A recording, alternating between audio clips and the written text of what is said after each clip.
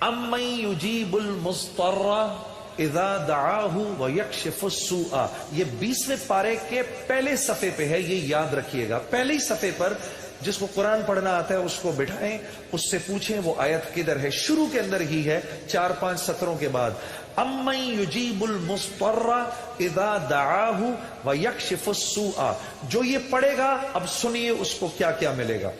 سب سے پہلے کہ اس آیت کو جو ہر نماز کے بعد پڑھے گا، اس کے بعد اگر وہ دعا کرے گا اللہ رب العزت فی الفور اس کی اس دعا کو قبول فرمائیں گے،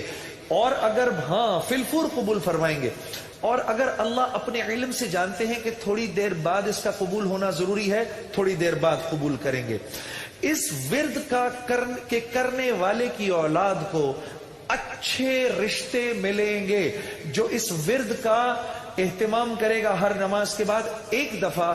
اس کو یا اس کی اولاد کو اللہ اچھے رشتے دے گا۔ اس ورد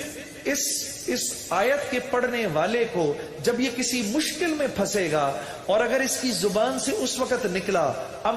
جب آپ سے موبائل چھیننے آتا ہے نا کوئی، اس وقت یہ دعا پڑھو، اس کو نظر ہی نہیں آؤ گے،